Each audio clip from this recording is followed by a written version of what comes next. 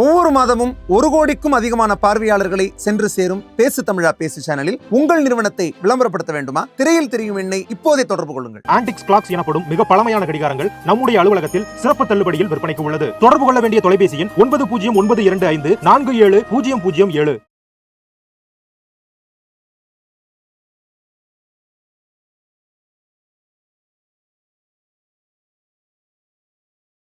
இந்தி கூட்டணியாக இருந்தது, இப்போ தென்னி கூட்டணி ஆகிப்போச்சு, தென்னிந்தியா கூட்டணி ஆகிப்போச்சு.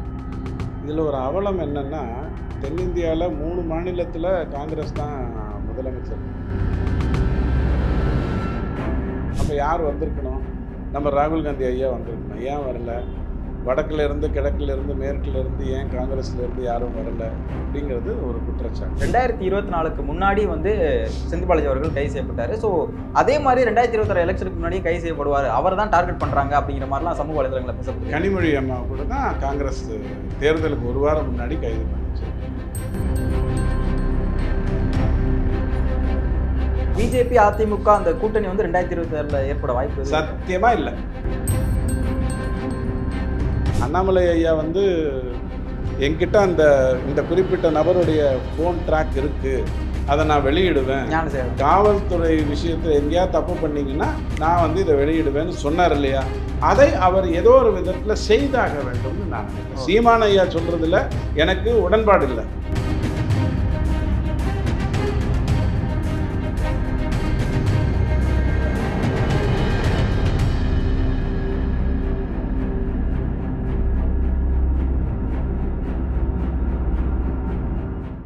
பேசு தமிழா பேசு நேயர்களுக்கு வணக்கம். இன்று நம்முடன் இணைந்திருக்கும் சிறப்பு விருந்தினர் அரசியல் விமர்சகர் திரு TDS ரவி அவர்கள். சார் வணக்கம். சார் வணக்கம். ஓகே, இப்போது இந்த சமீபமாக லிமிட்டேஷன் அப்படிங்கிற ஒரு விவகாரம் ரொம்ப தீவிரமாக போயிட்டுருக்கு. அது மட்டும் இல்லாமல் இப்போது ஜாயிண்ட் ஆக்ஷன் கமிட்டி அப்படிலாம் சொல்லிட்டு ஒரு 7 பேர் கொண்ட குழுலாம் பேசிகிட்டு இருக்காங்க. ஸோ இந்த தொகுதி மறுசீரமைப்பு பற்றி உங்களுடைய முதல்கட்ட பார்வை என்ன சார்? காங்கிரஸில் G23ன்னு ஒரு குழு இருந்தது. G23 குழுவுடைய நோக்கம் காங்கிரஸை ஜனநாயக ரீதியாக நடத்த முடிஞ்சுதா? கடைசி வரைக்கும் ராகுல் காந்தி தான். ஸோ இவங்க தனக்குத்தானே இப்போ கூப்பிட்டுக்கிறாங்க. இந்தி கூட்டணியாக இருந்தது, இப்போ தென்னி கூட்டணி ஆகிப்போச்சு, தென்னிந்தியா கூட்டணி ஆகிப்போச்சு. இதில் ஒரு அவலம் என்னென்னா, தென்னிந்தியாவில் 3 மாநிலத்தில் காங்கிரஸ் தான் முதலமைச்சர். தெலுங்கானாவில், கர்நாடகாவில், இப்போ கேரளாவில் வெற்றி பெற்றுட்டு வர்றாங்க. அப்போது 3 இடத்துல ஸ்ட்ராங்காக இருக்கிற காங்கிரஸ்லேருந்து 3 முதல்வர்கள் வந்திருக்காங்க. ஆனால் இதை காங்கிரஸ் அங்கீகரிக்கலை. அவங்க சைட்லேருந்து மேலேருந்து யாரும் வரல, முதலமைச்சர் மட்டும்தான் வந்திருக்காங்க. முதலமைச்சருக்கு மட்டும்தான் தொகுதி மறுசீரமைப்பினால் பாதிப்பு வருமா? முதலமைச்சருக்கு சட்டசபை தானே, அவரால் கும்முடி பூண்டியை தாண்ட முடியாது. அப்படின்னும் போது யாருக்கு இது பிரச்சனையாக இருக்கும்? கட்சி தலைவர்களுக்கு பிரச்சனையாக இருக்கும். அப்போ யார் வந்திருக்கணும்? நம்ம ராகுல் காந்தி ஐயா வந்திருக்கணும். ஏன் வரல? வடக்குலேருந்து கிழக்குலேருந்து மேற்குலேருந்து ஏன் காங்கிரஸ்லேருந்து யாரும் வரல அப்படிங்கிறது ஒரு குற்றச்சாட்டு. ஸோ இந்த சவுத் அந்த தென் மாநிலங்களை ஒருங்கிணைக்கிறாரு அப்படிங்கிற மாதிரிலாம் சொல்கிறாங்க. இல்லை அது கண்டிப்பாக அவர் எப்போதுமே ஒருங்கிணைப்பு. எனக்கு எதாவது பிரச்சனை வந்ததுன்னா ஒரு 10 பேரை கூப்பிட்டுருவார். அவங்க எல்லாரும் மத்திய அரசை திட்டுவாங்க, இவர் ரொம்ப சந்தோஷமாக வீட்டுக்கு கிளம்பி போயிடுவார். இவரை தலைவராக ஏற்றுக்கொண்டு விட்டார்கள் இவர்கள் அப்படிங்கிற மாதிரி. நம்ம சிவகுமாருங்கிறவர் ஒரு பெரும் பணக்காரர். ரேவந்த் ரெட்டி முதல்லேருந்தே பணக்காரர், இப்போது முதலமைச்சராக இருக்கிறதுனால எப்படி கொஞ்சம் பணக்காரர் ஆகிடுவார். நம்மளால் 60 வருஷமாக பணக்காரர். ஸோ பணக்காரர்கள்லாம் சேர்ந்து ஒரு மாநாடு நடத்தியிருக்காங்கன்னு பார்க்கலாம். ஒரே கூபேயில் ஒரு 8 பேர் புக் பண்ணிட்டாங்க கேரளாவிலேருந்து. அவங்க ஒரு 8 பேர் வந்திருக்கிறதையும் நம்ம பார்க்குறோம். அடிப்படையில் மறுசீரமைப்பு அப்படிங்கிற விவாதம் எப்போ வரணும்? இன்றைக்கி போய் நீங்கள் பாராளுமன்றத்தில் அல்லது ஒரு RTI போட்டு டீலிமிட்டேஷன் ஸ்டேட்டஸ் ஆஃப் இந்தியாவில் இன்றைய மறுசீரமைப்புக்கான நிலவரம் என்னன்னு கேட்டிங்கன்னா, மாரணையாவும் வாஜ்பாய் ஐயாவும் ஒரு ஆட்சியில் இருந்தாங்க இல்லையா? அந்த ஆட்சியும் போது 2026 டீலிமிட்டேஷனை பற்றி முடிவெடுக்கணும்னு சொல்லியிருக்காங்க. 2001 மக்கள் தொகையை வைத்து முடிவெடுக்கணும்னு சொல்லியிருக்காங்கன்னு தான் உங்களுக்கு சொல்லும். என்ன சொல்லும்? மாரணையா 2001 இருக்கக்கூடிய மக்கள் தொகையை வச்சு முடிவு எடுக்கணும்னு சொல்லியிருக்காரு. அதே மாதிரி 2026 தான் முடிவு எடுக்கணும்னு சொல்லியிருக்காருன்னு சொல்லும். இப்போ எதுக்கு இது முந்திரி கூட்டத்தனமாக முதல்ல இருந்து? இல்லை சார், இப்போ என்ன பிரச்சனைனா 2026 ஒரு மக்கள் தொகை கணக்கெடுப்பு எடுக்க போகிறாங்க. ஸோ அதன் அடிப்படையில் தொகுதி மறுசீரமைப்பு அப்படிங்கிற விஷயம் நடக்க போகுது. ஏன்னா 82வது கான்ஸ்டியூஷன் அமெண்ட்மெண்ட்டும் அதான் சொல்லுது. ஸோ ஒரு மக்கள் தொகை கணக்கெடுப்பு பின்னாடியும் தொகுதி மறுசீரமைப்பு செய்யப்படணும் அப்படிங்கிறது. அடுத்த 5 வருஷத்துக்கு பிறகு முடிவெடுக்கலான்னு முடிவெடுத்தா நீங்கள் சொன்னது என்ன ஆகும்? அடிபட்டு போகுமா? 30 வருஷம்னு அவர் சொன்னது இன்ப நிதி முதலமைச்சர் ஆகும்போது பிரச்சனை இருக்கக்கூடாதுங்கிறதுக்காக சொன்னாருன்னு வச்சுப்போம். ஆனால் 5 வருஷம் தள்ளி போட்டேன்னு சொன்னால் என்ன ஆகும்? சரி, அப்படியே இல்லை. 2026 சென்சஸ் எடுத்து பார்க்குறீங்க. சென்சஸ் எடுத்து பார்க்கறதுக்குள்ள உத்தரப்பிரதேசம் 3ஆக பிரிச்சுட்டாங்கன்னா என்ன ஆகும்? இதுக்கு இவருக்கு அதிகாரம் இருக்கா? அமித்ஷாக்கு இருக்குது, பாராளுமன்றத்துக்கு இருக்குது. கரெக்டாக இந்திய பேரரசு எந்த மாநிலத்தை வேண்டுமானாலும் 3ஆகவோ 4ஆகவோ பிரிக்கலாம். தமிழ்நாட்டை 2ஆக பிரிச்சுட்டா என்ன ஆகும்? அது நடக்கலாம் இல்லையா? ஸோ ஒரு விஷயம் வந்து, அதாவது என்னுடைய பொண்ணை மாமன் பையனுக்கு கொடுக்க மாட்டாங்க, அதுக்கு வந்து உறவுக்காரர் தடையாக இருக்கார். ஏப்பா பொண்ணு அடுத்த வருஷம் கல்யாணம் பண்ண போறியா? இல்லைங்க, இப்போ தான் பெரியவளாக இருக்காங்க, இன்னொரு 10 வருஷம் ஆகும்.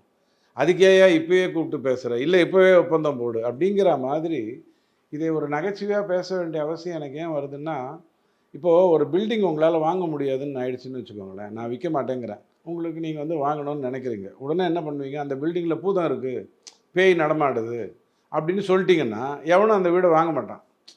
கரெக்டாக? அப்போ நீங்கள் என்ன பண்ணுவீங்க? வாங்க மாட்டேங்கிற முடிவில் உட்காந்துருப்பீங்க. நான் வந்து உங்ககிட்ட கெஞ்சி, ஐயா ஒரு 2 லட்சத்துக்காக வாங்கிக்கோங்க, எனக்கு கடன் இருக்குன்னு சொல்லி உங்ககிட்ட விற்றுட்டு விடுவேன். இந்த மாதிரியான ஒரு அணுகுமுறையை திமுக செயல்படுத்துது. ஏன் செயல்படுத்துது? திமுகனாலே டேக் டைவர்ஷன்.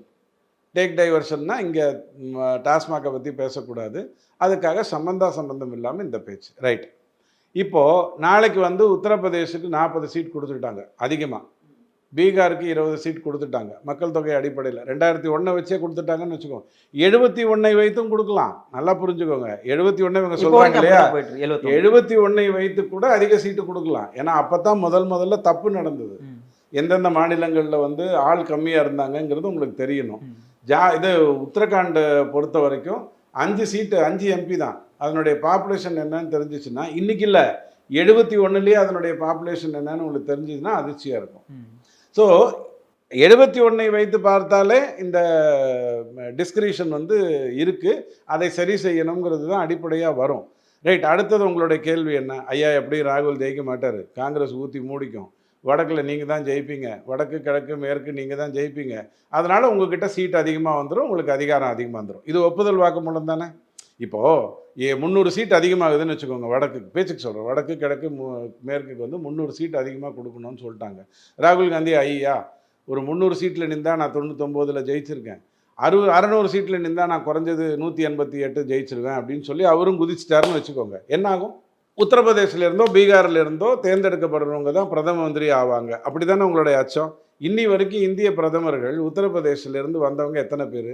நேரு குடும்பத்தை தவிர சரண் சிங் ஐயா ஒருத்தர் தானே, வேறு யாரும் கிடையாதுல்ல.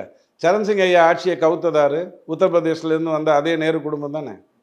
சரி, இதை தவிர வந்த பிரதமர்கள் இருக்காங்க இல்லையா? சந்திரசேகர் ஐயா வந்தார், தேவேகவுடா வந்தார், ஐஜே குஜ்ரால் வந்தார், நம்ம இவர் நரசிம்மராவ், இவங்கெல்லாம் பிரதமராக வந்தாங்கல்ல. இவங்கெல்லாம் எந்த மாநிலத்திலேருந்து வந்தாங்க? ஆந்திராவுடைய மொத்த சீட் என்ன? 42. 2ஆக பிரித்ததுக்கு அப்புறமே என்ன? 15, 30, 27. கரெக்டாக? இங்கேருந்து வந்தார். எப்படி வந்தார்? இது நாள் வரைக்கும் காங்கிரஸில் இருந்து நரசிம்மராவ் தானே தேர்ந்தெடுக்கப்பட்டார் ராஜீவ்காந்தி ஐயாவுடைய துர்பாகிய மரணத்துக்கு பிறகு. அப்போது இவர் தேவேகவுடா எங்கேருந்து வந்தார்? கர்நாடகாவில் வந்து 28 சீட்டு தான். கர்நாடகாவில் மொத்தமும் தேவேகவுடா அது கிடையாது. ஒரு 4 மாவட்டம் மட்டும்தான் அவருடைய கண்ட்ரோலில் இருக்குது. இன்றைக்கி நீங்கள் பார்த்தீங்கன்னா அந்த 4 மாவட்டத்தில் மட்டும்தான் அவர் ஜெயிப்பார். டெல்டா மாவட்டங்கள்னு சொல்லுவாங்க, அதில் மட்டும்தான் அவர் ஜெயிப்பார். அப்போது எதை வைத்து இவங்க இந்த கதையை விடுறாங்க? ஏதாவது ஒரு லாஜிக் இருக்கணும்ல. குறைஞ்சபட்சம் கருப்பாக ஏதாவது தெரிஞ்சாலாவது ஆமாங்க இதான் பேய் அப்படின்னு நான் சொல்லிட்டு. அவங்க என்ன கேட்குறாங்கன்னா, நீங்கள் மட்டும் எதை வச்சு சொல்கிறீங்க இங்கே குறையாது, எந்த அடிப்படையில் இங்கே சீட்டு குறையாது? விவாதமே நடக்கலைங்க. பொண்ணு இன்னும் வயசுக்கு வரல. இதுக்கப்புறம் மாமன் பொண்ணை கல்யாணம் பண்ணுறதா அத்தை பொண்ணை கல்யாணம் பண்ணுறதான்னு முடிவு பண்ணணும். பாராளுமன்றத்தில் தானே முடிவு பண்ணுவாங்க. நீங்கள் எங்கே போயிடுவீங்க? உங்களை தான் 39ஓட உட்கார வச்சுருக்காங்கல்ல, நீங்கள் உட்காந்து பேசுவீங்கள்ல.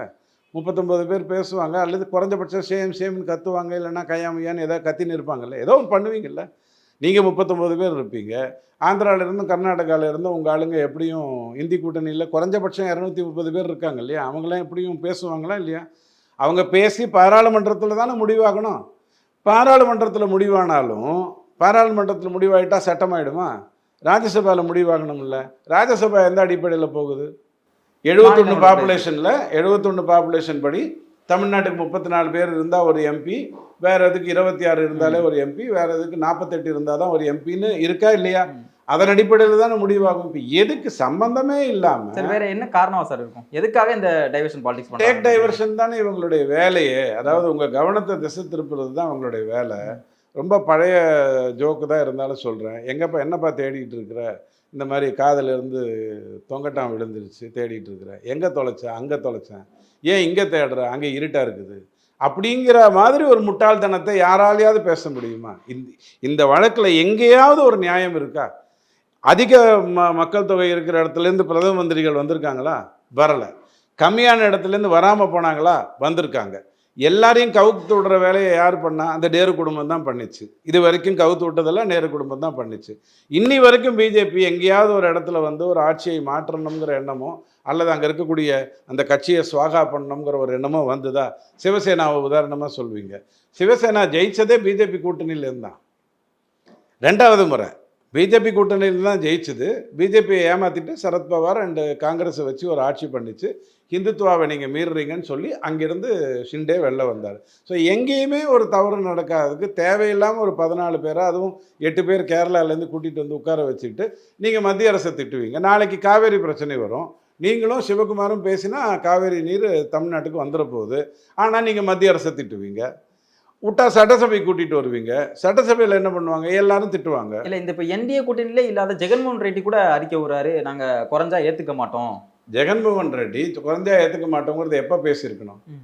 ஆந்திராவை பிரித்தாங்கல்ல. பிரிக்கும்போது 42 2ஆக பிரிக்கும்போது ஆந்திராவுக்கு எவ்வளோ வந்தது? கம்மியாக தானே வந்தது. அவர் என்ன சொல்லியிருந்துருக்கணும்? இது ரொம்ப தப்புங்க, ஆந்திராங்கிறது மிகப்பெரிய மாநிலம், நீங்கள் 17 வச்சது ரொம்ப தப்பு, எனக்கு 42யாவது கொடுக்கணும்னு கேட்டிருக்கணுமா வேண்டாமா? கேட்டாரா? ஏன்னா அவர் எம்பி எலெக்ஷனில் ஜெயிக்க போகிறது இல்லைன்னு அவருக்கு நல்லா தெரியும். மாநிலத்துக்கு அளவாக சுருட்டிக்கலாம், ஒரு 400-500 கோடி தேர்த்திக்கிட்டால் வேலை முடிஞ்சதுங்கிறது தான் அவருடைய எண்ணமாக இருந்தது. அப்போது எதை வைத்துக்கொண்டு அவர் பேசுவார் ஜெகன்மோகன் ரெட்டி? ஏதாவது ஒரு ட்ராக் ரெக்கார்டு வேணும் இல்லை?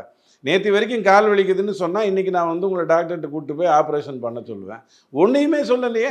ஓகே சார், இது வரைக்கும் தேசிய ஜனநாயக கூட்டணியை எதிர்த்தோ இல்லை பிரதமர் மோடி அவர்களை எதிர்த்தோ ஒரு கேள்வியும் கேட்காம 2வது அறிக்கை விடாமல் இருந்த நவீன் பட்நாயக் கூட இன்னைக்கு சொல்லியிருக்காரு, இல்லை நாங்கள் இந்த மாதிரி மாநிலத்துக்கான அந்த பிரதிநிதித்துவம் இழக்கிறத நாங்கள் ஏற்றுக்க மாட்டோம். ஃபெடரல் சிஸ்டம் பேசுறது வேற, பாராளுமன்றத்தில் நம்பர் ஆஃப் எம்பிஸ் இருக்கிறதுங்கிறது வேற. மாநில சுயாட்சி பேசணும்னா மோடியே பேசியிருக்காரு. ஜெயலலிதா அம்மா பேசாத நாளே கிடையாது. அவங்களாம் நேரடியாக பேசுனாங்க. இவங்கள மாதிரி எப்போ பார்த்தாலும் நிதி ஒதுக்கலை அப்படின்னு பேசுறது இல்லை. 1971 கருணாநிதி ஐயா அந்த பத்திரிகை நீங்கள் உங்களுக்கு அனுப்பியிருக்கேன், மத்திய அரசு வஞ்சிக்கிறது, பணம் கொடுப்பதில்லைன்னு சொல்லியிருக்காரு. எப்போ சொன்னார்? 1971. அங்கே ஆட்சியில் இருந்ததாரு அப்போ காங்கிரஸ். இன்றைக்கி வந்து பிஜேபி இருக்குது, இவர் வந்து அதே கதையே சொல்கிறாரு. நான் சொல்கிறது புரியுதுங்களா? இப்போ அதை கூட ஒரு ஓரம் தள்ளிக்கோங்க. மாநில அரசு இது சுயாட்சியை வந்து எதிராக வேலை செய்யுது அப்படின்னு சொன்னதாரு திமுக தான். என்றைக்காவது அதிமுக மத்திய அரசுலேருந்து எங்களுக்கு போதிய பணம் வரலை அப்படின்னு என்றைக்காவது ஜெயலலிதா அம்மா பேசியிருக்காங்களா? என்றைக்காவது எம்ஜிஆர் ஐயா பேசியிருக்காரா? ஒரே ஒரு முறை ஜெயலலிதா அம்மா அலுவலையா பண்ணுறது ரொம்ப தப்பு, அவர் சொன்ன நிதி ஒதுக்கீடு நியாயமானது இல்லை அப்படின்னு ஒரு முறை அப்போஸ் பண்ணியிருக்காங்க. 10 வருஷம் அவங்க சிஎம்மாக இருந்திருக்காங்க. அதிகமாக சிஎம்மாக இருந்தது அதிமுக தான். 2 பேரும் சேர்ந்து தான் அதிகமாக இருந்தாங்க. இவங்க என்றைக்குமே பேசினதில்லை. திமுக மட்டும்தான் அதை பேசும். ஏன்னா தன்னால் ஒரு கையாளகத்தனம் ஒன்று இருந்தது அப்படின்னு சொன்னால் அதை வந்து பழி போடுவதுங்கிற வேலையை ஆப்ரேஷன் பண்ணும்போது உனக்கு கை நடுங்கிச்சு, ஆனால் கத்தி சாணம் பிடிச்சவனை பிடிச்சி மொட்டை அடிச்சுட்டு இருந்தீங்கன்னா என்ன அர்த்தங்கிற மாதிரி தான் நான் இதை பரிதாபப்பட்டு பார்க்கணும். ஓகே சார், நீங்கள் இப்போ பேசும்போது குறிப்பிட்டிருந்தீங்க இந்த டைவர்ஷன் பாலிடிக்ஸ் அப்படிங்கிறதான் டிஎம்கே முன்னெடுத்த போகுது. ஸோ எந்த 60 வருஷமாக அப்படி. ஓகே, இதே விஷயத்தை தான் அண்ணாமலை அவர்களும் குறிப்பிட்டிருந்தாரு. டாஸ்மாக் விவகாரத்தை மறைக்கிறதுக்காக தான் இப்படி ஒரு டைவர்ஷன் பாலிடிக்ஸ் பண்ணிட்டு இருக்காங்க, கண்டிப்பாக இதில் உள்ள போவார் சிஎம் அவர்கள் அப்படின்லாம் குறிப்பிட்டிருக்காரு. 3 விதமாக நீங்கள் அதை யோசிச்சு பாருங்க. அதிமுக திமுகன்னு தான் களம் இருக்கணும் அப்படிங்கிறது திமுகவுடைய எண்ணம். ஏன்னா பங்காளிகள் பகையாளிகள் அவங்க பார்த்துப்பாங்க அப்படிங்கிற எண்ணத்தில் விஜய் வர்றதையே அவருக்கு வந்து விருப்பம் இல்லை. ஏன்னா விஜய் வந்து கண்டிப்பாக திமுகவுடைய ஆதரவு வாக்குகளான பெண்கள் 40+ இளைஞர்கள் 25 - கண்டிப்பாக தூக்கிட்டு போயிடுவாருன்னு அவருக்கு நல்லா தெரியும். திமுகவுடைய வாக்குகள் மட்டும்தான் தூக்குவார்னு நினைக்கிறீங்களா விஜய் அவர்கள்? விஜய் யாரோட கூட்டணி எடுத்து வைக்க முடியும்? திமுகவோட கூட்டணி வைக்க முடியாது. ஏன்னா பாயசம் பாபநாசம் என்னென்னு சொல்லியிருக்காரு. கண்டிப்பாக அவரால் அங்கே போய் பண்ண முடியாது. அதிமுகவோட கூட்டணி வச்சாருன்னா ஆதரவு வாக்குகளை பிரிக்கிறதுக்கு வாய்ப்பு இல்லை, சேர்க்கறதுக்கு வேணால் வாய்ப்பு இருக்குது. திமுகவோட தான் எடுப்பார். தனியாக நின்றாருன்னு வச்சுக்கோங்க, அப்போ திமுக அதிமுகவுடைய 40+ வாக்குகளை கண்டிப்பாக விஜய் பிரிப்பாருன்னு நான் ஆட்டோமேட்டிக்காக எடுத்து சொல்லிடுவேன். ரொம்ப சிம்பிள். ஸோ விஜய் ஒரு மாநாடு நடத்த போகிறாரு. அதுக்கு 2 நாளைக்கு முன்னாடி அமித்ஷா வந்து ஸ்டாலின் கனவுல வந்தார்.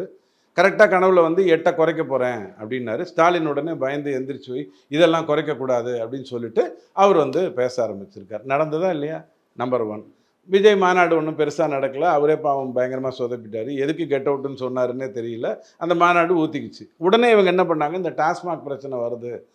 ஏன்னா ஆராசாக்கு எல்லாம் தெரியும், யார் எங்கே ரைடு போவாங்க, எப்போ வருவாங்க, எந்தெந்த வீட்டுக்கு வருவாங்க, வந்தால் அவங்களுக்கு இட்லி கொடுக்கலாமா, கிச்சடி கொடுக்கலாமா, சட்னி 4 வகையை வைக்கணுமா, இவ்வளவும் ஆராசாக்கு தெரியும். ஏன்னா அவர் பாவம் பணத்தை நிறையா செலவு பண்ணி எல்லாரையும் ரெடி பண்ணி வச்சுருக்காரு. ஸோ இது வரப்போகுதுன்னு தெரிஞ்ச உடனே டபால்னு மொழி போகிற கொண்டு வந்து பேசுகிறாங்க. அபத்தமாகவும் இருக்குது, அசிங்கமாகவும் இருக்குது. இந்தியா பூரா இந்த மாதிரி இவங்க பேசுகிறத பார்த்து சிரிக்கிறத தவிர வேறு எதுவுமே பண்ணுறதுக்கு வாய்ப்பு இல்லை. நான் ஒன்றே கேட்குறேன், 39 வைத்து தானே நீங்கள் ஏறத்தாழ 76 வருடங்களாக ஆட்சி பண்ணிகிட்டு இருக்கீங்க. ஒரு நடுவில் ஒரு முறை 41 ஆச்சு, திருப்பி 30 அதானே வச்சு இன்னி வரைக்கும் ஏதாவது ஒரு விதத்தில் நீங்கள் வந்து நிதி கேட்கலைங்கிறது நான் கருணாநிதி ஐயாவும் சொன்னேன், இங்கேயும் சொன்னேன். அதே மாதிரி கருணாநிதி ஐயா சென்னைக்கு என்ன பண்ணார், 625 கோடியோ 62 கோடியோ சென்னை இனிமேலுன்ட்டு தண்ணி தேங்கவே தேங்காதுன்னு ஒரு பெரிய விழா நடத்திட்டார். அதுக்கப்புறம் பார்த்தீங்கன்னா இப்போ 4000 கோடிக்கு வந்து நிற்கிது. ஸோ இவங்க ஆட்சி திரும்ப திரும்ப தேஞ்ச ரெக்கார்டு மாதிரி ஒரே மாதிரியான விதத்தில் தான் போயிட்டுருக்கு. மற்றபடி தமிழ்நாட்டினுடைய வளர்ச்சியில் ஏதாவது பிரச்சனை இருக்கா? திரும்ப திரும்ப இவங்க வடக்கு வாழ்கிறது தெற்கு தேய்கிறதுன்னு சொல்லியிருக்காங்களா? உங்கள்கிட்ட சொல்லியிருக்காங்களா? வடக்கு வாழ்கிறது தெற்கு தேய்கிறதுன்னு சொல்லியிருக்காங்களா? ஜிடிபியில் அதிகமாக கொடுக்குற மாநிலங்கள் பேர் சொல்லுங்கள். தமிழ்நாடு 2வது இடம், ஆந்திரா, அதாவது தெலுங்கானா, கர்நாடகா, இதெல்லாம் எங்கே இருக்குது? சவுத்தில். அப்போ எப்படி அது வாழ்ந்தது, இது தேய்ந்தது? சரி, மத்தியில் இருக்கிற மகாராஷ்டிரா, 2க்கும் இல்லாமல் இருக்கிற மகாராஷ்டிரா, அதுதான் நம்பர் 1. எப்படி வடக்கு வாழ்ந்து தெற்கு தேஞ்சது? இவங்க சொல்கிற பொய்க்கு ஒரு அளவு வேணாமா? ஏதாவது ஒரு நியாயமான ஏப்பா கொஞ்சம் இப்படி காட்டிட்டு இது என்னன்னு சொல்லுன்னா 11ன்னு நீங்கள் சொல்லிவிடுவீங்க. பார்த்தியா 1 11ன்னு வாங்க, அவ்வளவுதான். இப்போ நிதி மேலாண்மைக்கு புத்தகம் வேறு வெளியிட்டிருக்காங்க. நான் படிக்க போகிறேன் கண்டிப்பாக. ஆனால் ஆம்புலன்ஸுக்கு வர சொல்லியிருக்கேன். அது வந்துட்டு வாசலில் வச்சுக்கிட்டே படிக்க போகிறேன், கண்டிப்பாக படிக்க. Okay sir. இப்போது 2024க்கு முன்னாடி வந்து செந்தில் பாலாஜி அவர்கள் கைது செய்யப்பட்டார். ஸோ அதே மாதிரி 2026 எலெக்ஷனுக்கு முன்னாடியும் கைது செய்யப்படுவார், அவர் தான் டார்கெட் பண்ணுறாங்க அப்படிங்கிற மாதிரிலாம் சமூக வலைதளங்களில் பேசப்படுது. கனிமொழி அம்மா கூட தான் காங்கிரஸ் தேர்தலுக்கு 1 வாரம் முன்னாடி கைது பண்ணிச்சு. காங்கிரஸ் ஜெயிக்கலை, உங்களுக்கு தெரியும். இல்ல, அமலாக்கத்துறை வந்து தொடர்ந்து செந்தில் பாலாஜி மட்டும்தான் இங்க முறைகேடு பண்றாரா அப்படிங்கிற ஒரு கேள்வி. வேற யாருங்க இருக்காங்க? இது என்ன அநியாயமா இருக்குது? அதாவது நீங்க மணல் விவகாரம்னா நான் துரைமுருகன் ஐயாட்ட போவேன். கனிம வளம்னு சொன்னா நான் அங்க அப்பாவு ஐயாக்கிட்டையும் அவருடைய நண்பர்கள்கிட்டையும் போய் பேசுவேன். சாராயன்னா நான் இவர்கிட்ட தானே பேசியாகணும். 50,000 30,000 கோடி ஒரு வருஷத்துல 2 பேருக்கு போகுதுங்கிறதுக்காக மாப்பிள்ளையும் மச்சனையும் கூப்பிட்டு நான் பேசலாம், வாய்ப்பு இருக்கு. மாப்பிள்ளை அரசியல்லே இல்லை, அதனால் அவரை கூப்பிட்டு பேச முடியாது. மச்சினம் முதல்வராக இருக்கார், அவரை தான் அடுத்தது கூப்பிட்டு போகிறாங்க. அதாவதுங்க, ஒரு செந்தில் பாலாஜியை டார்கெட் பண்ணுறதுனால ஏதாவது பிரயோஜனம் இருக்கா? ஜெயலலிதா அம்மா இருந்தால் இந்த செந்தில் பாலாஜிங்கிறவர் ஒரு எம்எல்ஏவாக திரும்ப வந்திருக்கிறதுக்கு வாய்ப்பு.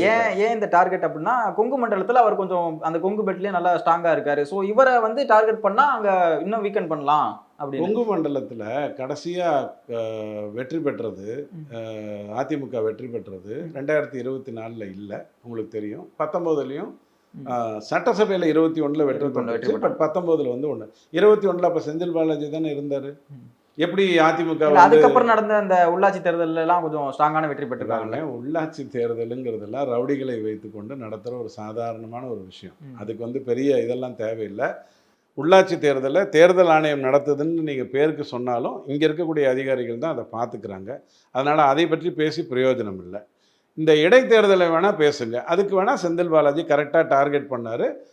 கிட்டத்தட்ட இத்தனை பட்டி தேர்தல்னு ஒன்று நடத்தணும்னு முடிவு பண்ணார். அது ஒரு அற்புதமான ஒரு விஷயம். கண்டுபிடிச்சிட்டோம். ஈரோடு கிழக்கில் இருக்கிற நாய்கள்லாம் காணாமல் போயிடுச்சு, எல்லாமே பிரியாணி ஆயிடுச்சு, கண்டுபிடிச்சிட்டோம். இப்போ அடுத்த முறை என்னாச்சு? இந்த முறை நீங்கள் ஜெயிச்சிங்களே, அதே வாக்குகளை நீங்கள் அதிமுகவோ பிஜேபியோ போட்டிகிட்டு இருந்தால் வெற்றி பெற்றிருந்துருக்க முடியுமா? சீமானுக்கு டபுள் ஆச்சா இல்லையா வாக்கு? செந்தில் பாலாஜிங்கிறது யாருங்க? ஒரு இந்த டென்ட் கோட்டாயில் 2 ரூபா என்ன எவ்வளோ கொடுக்குறீங்களா, 120 ரூபா கொடுக்குறீங்கன்னு நினைக்கிறேன். 120 ரூபா கொடுத்தா ஒரு டிக்கெட் கொடுக்கக்கூடிய ஒரு சாதாரணமான ஒரு மனிதன். ஆனால் எல்லா விதத்துலேயும் சிஸ்டம் வச்சுருக்காரு, நிறைய பேர்களை வைத்திருக்காரு. அவர் நேர்மையாக தப்பு பண்ணுறாரு. Okay sir. இப்போ அவரை பிடிச்சி உள்ளே போடுறதுனால என்ன ஆகிட போகுது? ஓகே, இப்போ சமீபத்தில் ஒரு பத்திரிகையாளர் சந்திப்பில் அண்ணாமலை அவர்கள் வந்து விஜய் ரொம்ப கடுமையாக சாதிந்தார். ஸோ நாங்கள் ஒரு மாற்றத்திற்கான அரசியலை கொண்டு வர்றோம் அப்படின்னு சொல்லிட்டு வந்துட்டு இவர் ஒரு தலைவராக இருக்கார், அரசியல் கட்சியுடைய தலைவராக இருக்கார். ஸோ அப்படி ஒருத்தவரை கடுமையாக விமர்சிக்கலாமா? அது சமூக வலைதளங்களில் எப்படி பார்க்கப்படும்? விஜய் ஐயா வந்து ஒரு கல்யாணத்துக்கு போகிறாரு, கூட ஒரு நடிகையோட போகிறாரு, அந்த ஃபோட்டோ வெளியாகுது. அதுக்கு கடுமையாக எதிர்ப்பு தெரிவித்ததாரு அண்ணாமலை தான். வேற யாராவது தெரிவிச்சாங்களா? இல்ல, இவர் அரசியலுக்கு வரும்போது அண்ணாமலை அவர்கள் ஆதரவு தெரிவிச்சாரு. ஆனா இப்ப அரசியலுக்கு வரும்போதுன்னு இல்லைங்க, வரேன்னு சொல்லிட்டு இருந்த காலத்திலேயே அவர் சொல்லிட்டு இருந்தாரு, நேர்மையா அதை வந்து கடைபிடிச்சிட்டு இருந்தாரு. இவரும் பாயசம் பாபநாசம்லாம் பேசும்போது அப்படியே விட்டுட்டு இருந்தாரு. இதை பத்தி ஒன்றும் கவலை இல்லை, அவர் எதையோ பேசிட்டு போட்டோன்னு விட்டுட்டு இருந்தாரு. ஒரு சீரியஸான ஒரு போராட்டத்தை பத்தி அண்ணாமலை ஐயா ஒரு பேட்டி கொடுக்குறாரு. பெண்களை வந்து தவறாக ட்ரீட் பண்ணுறீங்க, 6 மணிக்கு மேலே அவங்கள வந்து காவலில் வைக்கிறீங்கன்னு சொல்லி ஒரு மாநில தலைவராக, ஒரு சகோதரனாக, ஒரு தந்தையாக, அவர் வந்து ஒரு கணவனாக, ஒரு பிள்ளையாக அவர் வந்து அந்த விஷயத்தை ஆக்ரோஷமாக பேசிகிட்டு இருக்கார். அப்போ ஒரு 200 ரூபா ஊப்பி முட்டாள்தனமாக விஜயை பற்றி பேசினா அந்த கோபம் டக்குன்னு ஸ்பில் அவுட் ஆகிறதுக்கு வாய்ப்பு இருக்கா இல்லையா? அதற்காக இவ்வளவு கடுமையா வந்து விமர்சிக்கணும்னு தேவையா? இங்க பாருங்க, உணர்ச்சி அப்படிங்கிறது வந்து வேற, உணர்வுங்கிறது வேற. உணர்ச்சியை கட்டுப்படுத்தணும்னா 2 பக்கமும் நடக்கணும். நான் நல்லவன், நீங்க என்ன தூண்டலை அப்படிங்கிறது இருக்கும். தூண்டிட்டா உடனே அண்ணாமலை பேசிடுவாருன்னா அப்படி கிடையாது. இன்னைக்கு நல்லா தெரியும். சாதாரணமா ஒரு தமிழ்நாட்டில் போய் யார்கிட்ட வேணாலும் கேளுங்க, பத்திரிகையாளர் கேள்வியை கேட்கறத எதிர்கொண்டு இருக்கிற ஒரே தலைவர் யாருன்னு கேட்டு பாருங்க, 100க்கு 99 பேர் அண்ணாமலையை தான் சொல்லுவாங்க. இல்ல, விஜய் அவர்களுடைய அந்த வருகை தான் வந்து இந்த அளவுக்கான பிஜேபி கொண்டு போய் தள்ளிருச்சோ? அவருடைய வந்து வர்றதுனால பிஜேபிக்கு ஏன் பாதிப்பு இல்லைங்கிறத நீங்க நல்லா புரிஞ்சுக்கோங்க. விஜய் வருவதால் திமுகவுடைய அதிமுகவுடைய ஆதரவு வாக்குகள், குறிப்பாக 40+ பெண்கள் 25- ஆண்களுடைய வாக்கு அவர் பெற போறாருங்கிறதுல எந்த மாற்று கருத்தும் இல்லை. ஆனால் எதிர்வாக்கு அப்படின்றது இருக்கு இல்லையா? எதிர்வாக்குங்கிறது எப்படின்னா, நீங்கள் ஒரு ரொம்ப பீதி அடைஞ்சிருக்கீங்க, ஒரு தெளிவு கிடச்சிட்ட உடனே நீங்கள் என்ன பண்ணுவீங்க? கோவிலுக்கு போவீங்க, திரும்ப பார்க்கா போவீங்க, போக மாட்டீங்க. அந்த மாதிரி திமுகவும் அதிமுகவும் இந்த நாட்டுக்கு மிகப்பெரிய கேடு, இந்த திராவிட கட்சிகளே இந்த நாட்டுக்கு பெரிய கேடுன்னு உங்களுக்கு நினைக்க தோணினா தான் நீங்கள் வந்து எதிர்கருத்துக்குள்ளேயே வருவீங்க. அப்போ எதுக்கு நீங்கள் தேவையில்லாமல் விஜய் கிட்ட போகிறீங்க? இல்லை, என்ன கேள்வி எழுதுனா, இப்போ திமுகவுடைய அந்த கோர் ஓட் பேங்க் வந்து எப்படி இருந்தாலும் குறைய போறது இல்லை, ஒரு 21 கீழே போகிறது இல்லை. ஸோ நியூட்ரலாக இருக்கிற ஓட்டு தான் வந்து இப்போ இங்கே போகுமா இல்லை மாற்று அரசியலை விரும்புகிறவங்க தான் போடுவாங்க. ஸோ அப்படி இருக்கும்போது பிஜேபிக்கு ஒரு பாதிப்பு அமையாதா? சாதாரணமாக திமுகவை நினச்சிடாதீங்க. 21% அவங்களுடைய சொந்த வாக்கு அப்படின்னாலும் அந்த 21 தக்க வைக்கிறதுக்காக தெலுங்கர்களுக்கு அதிகமாக எம்பி சீட்டை கொடுத்து தெலுங்கு வாக்கு ஒரு 10% 11% கையில் வச்சுட்டு இருக்காங்க. அது 21+10 அல்லது 11+10 இன்னும் நமக்கு தெரியல. நம்பர் 1 அது ஒரு பக்கம் தனியாக வச்சுக்கோங்க. அடுத்தது அவங்க என்ன பண்ணுறாங்கன்னா, சிறுபான்மையினரை திரும்ப அதிமுக கிட்ட போய் வேறு அதிமுகவும் பிஜேபியும் ஒரே கூட்டணி தான் அப்படின்னு சொல்லி சிறுபான்மையினர் வாக்கு கிட்டத்தட்ட 15% கையில் வச்சுருக்காங்க. நம்பர் 2, இதை தவிர அதிமுக தொண்டர்கிட்ட போய் பிஜேபி ஒன்று விழுங்கிரும், சாப்பிட்ரும், இவங்கெல்லாம் வேஸ்ட்டு, இவங்களை வந்து பிஜேபி வந்து வெட்டி தந்தூரி சிக்கனாக மாற்றிடும் அப்படின்லாம் கதை சொல்லி அதிமுக வாக்கையும் கையில் வச்சுட்டு இருக்காங்க. இதெல்லாம் நேர்மையான அரசியல். ஆனால் 23,400 கோடி ரூபாய் செலவு பண்ணி 234 தொகுதியில் தேர்தலை சந்திக்கக்கூடிய திறன் இன்றைக்கி யாருக்காவது இந்தியாவில் உலகத்தில் இருக்கான்னு கேட்டால் திமுக கிட்ட. ஸோ 23,400 கோடி ஒரு தொகுதிக்கு 100 கோடி செலவு பண்ணுற அளவுக்கு கெத்து ஏன் இருக்குன்னா, 5 வருஷத்தில் 1,50,000 கோடி 2 பேர்கிட்ட போக போகுது. 30,000 12,000 கோடியை பாராளுமன்ற தேர்தலில் செலவு பண்ணிட்டாங்க. 250 200 250ன்னு ஈரோடு கிழக்கில் 2 முறை விக்கிரவாண்டியில் செலவு பண்ணிட்டாங்க. இப்போ கூட அவங்கக்கிட்ட பெரிய அமௌண்ட் இருக்குது. இதை தூக்கி போட்டாங்கன்னா அடுத்த 5 வருடம் அவங்க தான் முதலமைச்சராக இருக்க போகிறாங்க. உதயநிதி முதலமைச்சராக அவங்களுக்கு வரப்போகிறாரு. இந்த 30,000ங்கிறது 40,000 மாறிடும், 40,000 கோடியாக மாறிடும். மிகப்பெரிய ஆபத்தை நோக்கி தமிழ்நாடு போயிட்டுருக்கு. ஸோ எதிர்க்கணும்னு வரும்பொழுது அது விஜயாக இருந்தாலும் எடப்பாடியாக இருந்தாலும் யாராக இருந்தாலும் பண்ணணும். அர்த்தமில்லாத வேலைகளை பண்ணால், இப்போது உங்ககிட்ட வந்து முத்துராமலிங்க தேவர் இந்த மாதிரி ஒன்று பண்ணார், அதில் அண்ணாதுரை ஐயா இப்படி ஓடி போயிட்டார், அடுத்த நாள் அங்கே இல்லைன்னு ஒரு கருத்தை சொல்கிறாங்க. அது நடந்ததா இல்லையாங்கிறது நீங்கள் முதல்ல பேசணும். அதில் சனாதன எதிர்ப்பு சம்பந்தமாக அண்ணாமலை பேசுகிறாரு, உடனே அதிமுக கொந்தளிக்குது. அப்போ நான் தற்கொலைன்னு சொல்லாமல் நான் என்ன சொல்லுவேன்? ஏப்ரல் 14ஆம் தேதி 9 பேர்கிட்ட 1,30,000 கோடி இருக்குன்னு படம் போட்டு தெளிவாக காட்டுறேன். அடுத்த நாள் ஒரு பத்திரிகையாளன் கூட திமுக கிட்ட போய் என்ன இப்படி சொல்கிறீங்கன்னு கேட்கல. ஆர்எஸ் பாரதி கிட்ட தான் வந்தால் அவர் மான நஷ்ட வழக்கு போடுவேன்னாரு. இப்போ வரைக்கும் அவர் அதை பண்ணலை. அது வேறு விஷயம். அதிமுக கிட்ட போய் உங்களோடதையும் ரிலீஸ் பண்ணுறேங்கிறாரு. உடனே கத்துன்னு அதிமுகவுமே அந்த பிஜேபி எதிர்ப்பு மனநிலையில தானே இருக்காங்க. ஸோ இன்னமும் அந்த பிஜேபிக்கான எதிர்ப்பு இங்கே இருக்குன்னு நினைக்கிறீங்களா? நேர்மையாக அரசியல் செய்யக்கூடிய ஒரு கட்சியை வரும் பொழுது மற்றவங்க எல்லாருமே அதை எதிர்க்கத்தான் செய்வாங்க. இல்லைனா 53 பேரை கூப்பிட்ட போது 48 பேர் அங்கே போய் உட்காருவோண்ணா? 5 பைசாக்கு பிரயோஜனம் இருக்கா அந்த இடத்துல போய் உட்கார்ந்ததில்ல? ஏதாவது பிரயோஜனம் இருக்கா? ஏன் போய் உட்கார்றோம்? ஏன்னா நாளைக்கு திருப்பி ஏன்னா இவங்க வாக்கு வாங்கி அரசியலை பண்ணுறாங்க, வாக்கி வங்கி அரசியலை பண்ணுறாங்க. பிஜேபியை பொறுத்த வரைக்கும் ஆட்சியல் செய்து வாக்குகளை வாங்குகிறது. இதுதான் உண்மையான ஒரு விஷயம். இவங்க பயப்படாமல் என்ன பண்ணுவாங்க? ஒன்றும் வேண்டாங்க. இன்னி வரைக்கும் டாப் 10 ரேங்க்ஸ் வாங்கிட்டு இருக்கிற பசங்க நீங்கள் வந்து கோல்டு மெடலிஸ்ட் 10th அப்படின்னா நீங்கள் என் ஸ்கூலுக்கு வந்தால் நான் பயப்படுவேனா மாட்டேன்னா? கண்டிப்பாக இது சாதாரணமான விஷயம். நல்லவங்களுக்கே சாதாரணமாக இருக்கும்போது கொள்ளையர்களுக்கு சாதாரணமாக இருக்காதா? அவங்க கண்டிப்பாக எதிர்க்கத்தான் செய்வாங்க. பிஜேபி அதிமுக அந்த கூட்டணி வந்து 2027 ஏற்பட வாய்ப்பு சத்தியமாக இல்லை.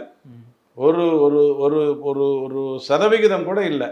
ஆனால் அதிமுக அதிகார பகிர்வை பற்றி பேசினால், அதிமுக தன்னுடைய இன்றைய நிலை என்னன்னு தெளிவாக தெரிந்து திமுகவை அனுப்பினா தான் தமிழ்நாட்டையே காப்பாற்ற முடியுங்கிற நேர்மையான உணர்வோட கொடநாடை பற்றிலாம் சிந்திக்காமல், கோடை நாடை பற்றி சிந்திக்காமல் யோசித்து ஒரு கூட்டணி அமைச்சதுன்னு சொன்னால் அங்கே நல்ல வாய்ப்புகள் இருக்குது. அப்படி இல்லையா? சத்தியமாக வாய்ப்பு இல்லை. ஓகே சார், இறுதியாக ஒரு முக்கியமான கொஸ்டின். ஏன்னா தமிழகத்தில் இப்போ சட்ட ஒழுங்கு அப்படிங்கிற விஷயம் ரொம்ப பெருமளவில் பேசப்படுது. ரீசெண்டாக கூட ஒரு படுகொலையெல்லாம் நடந்துச்சு. பிஎஸ்ஓ அதிகாரி படுகொலை செய்யப்பட்டார்.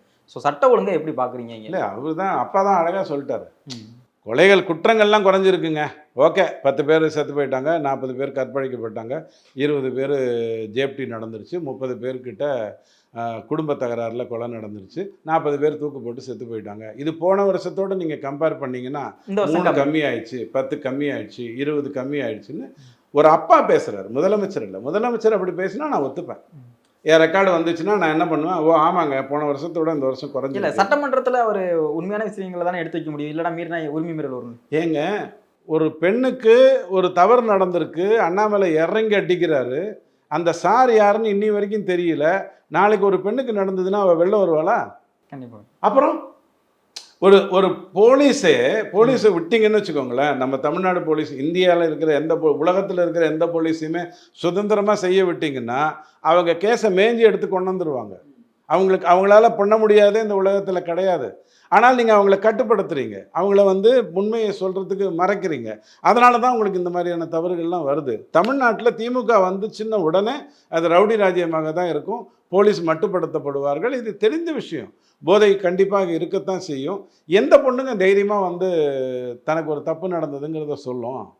நாம் சொல்லுவோமா? நம்மளுடைய நடக்க வேண்டாம் ஆண்ட புண்ணியத்தில், பட் நம்ம வீட்டில் அந்த மாதிரி ஒன்று நடந்ததுன்னு நாம் சொல்லுவோமா? வா போகலாம், அண்ணாமலை இருக்கார் பார்த்துப்பாரு, நம்ம தைரியமாக போடலான்னு சொல்லுவோமா? பத்திரிகையாளர் நேர்மையாக நடத்துகிறாங்க. எஃப்ஐஆர் எழுத துப்பு இல்லாமல் ஒருத்தன் உட்காந்துருக்கான். அவன் அப்பனா இருந்தால் எஃப்ஐஆர் எழுதுவானா அந்த மாதிரி தன் பொண்ணுக்கு? வெக்கமான சூடு சொரணம் இல்லை அப்படின்னு எல்லாம் பயந்துட்டு வாயமுட்டு தானே உட்காருவாங்க. அப்போ நீங்கள் குற்றம் குறைஞ்சிருக்குன்னா என்ன அர்த்தம்? நீங்கள் தான் குற்றவாளிகளையே நீங்கள் வந்து மறைக்கிறீங்களே. உங்களுக்கு நான் எத்தனையோ முறை பேட்டியிலே கொடுத்துருக்கேன். ஒரு சார் தான் உங்களுக்கு தெரியும், எனக்கு 100 சார் தெரியும் அப்படிங்கிறாரு முதலமைச்சர். நீங்கள் யோசிச்சு பாருங்கள். 100 சார் எனக்கு தெரிஞ்சிருந்தா நான் என்ன பண்ணியிருப்பேன்? நான் ஆட்சிக்கு வந்த உடனே எல்லா போலீஸையும் விட்டு எவ்வளோ வருத்தம் கூட எந்திரிக்கக்கூடாது. அவன் எங்கேயாவது தப்பு பண்ணால் எனக்கு பிடிச்சிட்டு வரணும். எங்கேயாவது அவனுக்கு ஒரே ஒரு இறை கரைச்சதுன்னா நீ எனக்கு சொல்லணும், இல்லைனா நான் அவனை மாற்றிடுவேன். இப்படி தான் நான் பேசியிருப்பேன். நான் வேணா பேர் கொடுக்கட்டுமான்னு கேட்டால் நான் மொய் எழுத வந்தவங்களா இவங்களாம்? இல்லை, முதலமைச்சர் என்ன சொல்கிறாருன்னா தனிப்பட்ட முறையில் நடக்கிற விரோதங்கள்லாம் வந்து அரசு எப்படி கவனத்தில் இருக்க முடியும்? அதுக்கு பண்ணக்கூடாது. நான் இல்லைன்னு சொல்லலை. தனிப்பட்ட ஒரு விரோதம் நடந்ததுன்னா அதை வந்து மத்திய அரசோ மாநில அரசோ யாருமே தடுக்க முடியாது. ஆனால் ஒரு குற்றவாளி ஒரு மதம் சார்ந்தவனாக இருந்தால் மறைக்கிறீங்க, பாதிக்கப்பட்டவன் ஒரு மதம் சார்ந்தவனாக இருந்தால் பதிக்கிறீங்க. 2 இடத்துலையும் தப்பு பண்ணுறீங்க. இங்கே செத்து போனவனையும் கொலை பண்ணவன் ஒரு மதம் சார்ந்தவனாக இருந்தால் தப்பிக்க விட்டுறீங்க, பாதிக்கப்பட்டவனையும் தப்பிக்க விட்டுறீங்க. ஸோ அந்த மாதிரி நீங்கள் நடந்துக்கும் போது அது உலகத்தில் எங்கேயும் நடக்காது, இங்கே தான் நடக்கும். அதாவது ஒரு விஷயத்தை எக்ஸ் செய்தார், ஒய் பாதிக்கப்பட்டாருன்னு பார்க்குறதோட வேலை முடிஞ்சிடணும். அது பீட்டரா, ஜேம்ஸா, இஸ்மாயிலா, ராமசாமியா, குப்புசாமியான்னு பார்க்க முடிவு பண்ணிட்டீங்கன்னா எல்லாமே தப்பாயிடும். நான் சொல்ற புரியுது. இது எங்க தெரியுமா வருது? ஈவே ராமசாமி காலத்துலேருந்து வருது. இல்லை இப்பெல்லாம் கவர்மெண்ட் வந்து பார்த்து வெளியிடுன்னு நினைக்கிறீங்களா? எதை பார்த்து ஒரு பேர் ஒரு தவறு நடந்ததுன்னா ஃபஸ்ட்டு வந்து ஒரு கவுன்சிலரோ ஒரு எம்எல்ஏவோ போய் அந்த போலீஸை பயமுறுத்துவாங்க. இந்த கேஸ் வெளில வரக்கூடாது, அவனை பற்றி எதுவுமே தவறாக சொல்லக்கூடாது, அப்படி தான் சொல்லுவாங்க. அந்த லெவல்லே முடிஞ்சிடும். அதை மீறித்தான் உங்களுக்கு வந்து இந்த மாதிரியான விஷயங்கள்லாம் முதலமைச்சர் பேசுறது அல்லது உதவி முதலமைச்சர் பேசுறதுங்கிறதெல்லாம் வரும். எனக்கு ஒரு வருத்தம் உண்டு. அண்ணாமலை ஐயா வந்து என்கிட்ட இந்த குறிப்பிட்ட நபருடைய ஃபோன் ட்ராக் இருக்குது, அதை நான் வெளியிடுவேன், காவல்துறை விஷயத்தில் எங்கேயாவது தப்பு பண்ணீங்கன்னா நான் வந்து இதை வெளியிடுவேன்னு சொன்னார் இல்லையா? அதை அவர் ஏதோ ஒரு விதத்தில் செய்தாக வேண்டும்னு நான் நினைப்பேன். சீமான் ஐயா சொல்கிறதுல எனக்கு உடன்பாடு இல்லை. அதாவது மத்திய அரசே உங்ககிட்ட தானே இருக்குது, நீ பிரித்து போட்டு மேய வேண்டியது தானே அப்படின்னு சொல்கிறாரு. அப்படி பண்ண முடியாது. நீதிமன்றம்னு ஒன்று இருக்குது, அங்கே என்னென்ன தவறுகள் நடக்குது, அதில் கொலிஜியம் இருக்குது, எல்லாமே உங்களுக்கு நல்லா தெரியும். அதை தாண்டி நீங்கள் எதுவுமே பண்ண முடியாது. இந்திய சுதந்திர வரலாற்றில் 15 பேர் தான் தண்டிக்கப்பட்டிருக்காங்க இது வரைக்கும், 76 வருடத்தில் அரசியல்வாதின்னு. பண்ண முடியாது. ஆனால் முயற்சிகளை நேர்மையாக எடுக்கலாம். ஆனால் இந்த விஷயத்தில் எப்போ கையில் ட்ராக் இருக்கோ அதை கண்டிப்பாக வெளியிட்டு தான் ஆகணும். எனக்கு இந்த மகாவிஷ்ணு ஒருத்தருடைய சம்பந்தப்பட்ட விஷயத்தில் 2 தலைமை ஆசிரியருக்கு இடம் மாற்றினாங்க இல்லையா, அதை திரும்ப பிஜேபி வந்து அவர்களை அதே இடத்துக்கு கொண்டு வந்திருக்கணும். அந்த விஷயத்தை அவர் கொண்டு வரணும். கொண்டு வந்து இதை வந்து வெட்ட வெளிச்சமாக்கணும். ஆனால் சம்பந்தப்பட்டது யாருன்னு தெரியல. அவருக்கு தெரிஞ்சிருக்கும் சம்பந்தப்பட்டது யாருன்னு, அவருக்கு தெரிஞ்சிருக்கும். வெளியிட்டால் அதனால் ஏதாவது ஒரு அனுதாபமோ அல்லது வேறு விதமான போக்கோ வந்துடும்னு நினைக்கலாம் அரசியல்வாதியை பொறுத்த வரைக்கும். ஆனால் அண்ணாமலை ஐயா இந்த மாதிரியான விஷயத்தில் ரொம்ப ஜாகிரதையாக இருக்கணும்னு நான் வேண்டி தான் கேட்டுப்பேன். வேறு என்ன பண்ண முடியும்? அந்த தலைமை ஆசிரியர்கள் திருப்பி பழைய பொசிஷனுக்கு வந்திருக்கணும். இந்த குவாரியில் ஒருத்தனை கொண்டாங்க பாருங்க, அவனை தூக்கி கொண்டு போய் நீங்கள் ஜெயிலில் வச்சுருக்கீங்க. அவனை நீங்கள் அவமானப்படுத்தலை, அசிங்கப்படுத்தலை, அவனை பற்றி இப்போ பெரிய பெரிய கருத்துக்கள் எல்லாம் சொல்லி செய்தியில் அவனை நாசப்படுத்தலை, அப்படியே கொண்டு போய் ஜெயிலில் வச்சுட்டீங்க. இன்னொருத்தன் இதே மாதிரி பாவம் ஒரு நல்ல மனுஷன் செத்து போயிருக்காரு, உடனே நீங்கள் அவனை சுட்டு கொண்டுடுறீங்க. இது எல்லாமே தவறான ஒரு அணுகுமுறை. ஆம்ஸ்ட்ராங் விஷயத்தில் தேவையில்லாமல் 3 பேர் செத்து போயிருக்காங்க. எதனால்? உண்மையை சொன்னதுனாலையா, உண்மையை சொல்ல மறுத்ததுனாலையா, அல்லது உண்மையை சொல்லிடுவாங்கங்கிறதுனாலையா தெரியல. இப்படித்தான் நீங்கள் ஹேண்டில் பண்ணுவீங்கன்னு சொன்னால் இது உலகத்தில் எல்லா இடத்துலையும் இருக்குது, தமிழ்நாட்டிலையும் இருக்குதுன்னு நீங்கள் சொன்னீங்கன்னா அப்பா மன்னிச்சிருங்க, அந்த மாதிரி எதுவும் இல்லை, இது தப்பாக இருக்குது. ஓகே சார், இதுவரை எங்களோட தங்கள் கருத்துக்களை பயன்படுத்த நன்றி சார். பேசு தமிழா பேசுவினுடைய மக்கள் ஃபவுண்டேஷன் மூலமாக நம்ம ஒரு மிகப்பெரிய ஒரு பசு சரணாலயம் அமைப்பதற்கான முயற்சியில் ஈடுபட்டிருக்கோம். இந்த பசுக்கள் சரணாலயத்திற்கு என்னுடைய கான்ட்ரிபியூஷனாக நான் ஏதாவது கொடுக்கணுங்கிற எண்ண ஓட்டத்தின் அடிப்படையில் கிட்டத்தட்ட 10 ஆண்டுகளுக்கு மேலே நான் கலெக்ட் பண்ண கலை பொருட்கள் அனைத்தையும் விற்று அதன் மூலமாக திரட்டப்படக்கூடிய தொகை என்னவோ அதை இந்த மக்கள் ஃபவுண்டேஷனுக்கு, இந்த பசு சரணாலயம் திட்டத்திற்கு என்னுடைய கான்ட்ரிபியூஷனாக கொடுக்க போகிறேன். இந்த பொருட்கள் அனைத்துமே நம்முடைய பேசு தமிழா பேசு அலுவலகத்தில் விற்பனைக்கு இருக்குது. கீழே இருக்கக்கூடிய இந்த கான்டாக்ட் நம்பருக்கு நீங்கள் கால் பண்ணி இது பற்றின மேலதிக விவரங்களை நீங்கள் தெரிஞ்சுக்கலாம். அது மட்டும் இல்லாமல் மக்கள் ஃபவுண்டேஷனுடைய அக்கௌண்ட் நம்பரை இந்த வீடியோடைய டிஸ்கிரிப்ஷனில் கொடுத்துருக்கோம். நீங்கள் நேரடியாக அந்த அக்கௌண்ட் நம்பர் மூலமாகவும் உங்களுடைய கான்ட்ரிபியூஷன்ஸை கொடுக்கலாம். பேசு தமிழா பேசு ஒரு சேனல் கிடையாது, அது ஒரு இயக்கம்னு நான் உறுதியாக நம்புகிறேன். உங்களுடைய குரலை தான் நாங்கள் ஒவ்வொரு வீடியோலையும் பேசுகிறோம், உங்களுடைய மனசாட்சியை தான் நாங்கள் பிரதிபலிக்கிறோங்கிற ஒரு எண்ணம் எங்களுக்கு இருக்குது. அதே எண்ணம் உங்களுக்கு இருந்ததுன்னா தொடர்ந்து பேசு தமிழா பேசுவனுடைய முயற்சிகளுக்கு நீங்கள் கொடுக்கக்கூடிய ஆதரவை இந்த பசுக்கள் சரணாலயம் திட்டத்திற்கும் கொடுக்கணும்னு சொல்லி ரொம்ப தாழ்மையோடு கேட்டுக்கிறேன். உங்களுடைய அன்பாலையும் ஆதரவாலையும் தான் பேசு தமிழா பேசி இயங்கிக்கிட்டு இருக்கு. அதற்கு என்றென்றைக்கும் நன்றி. ஃபார்மெட் நியூமராலஜி அப்படின்ற ஒரு விஷயத்தை வந்து நம்மளுடைய மக்களுக்கு கொண்டு வந்த ஒரு தந்தையாக விளங்கக்கூடியவங்க நீங்கள் சார்.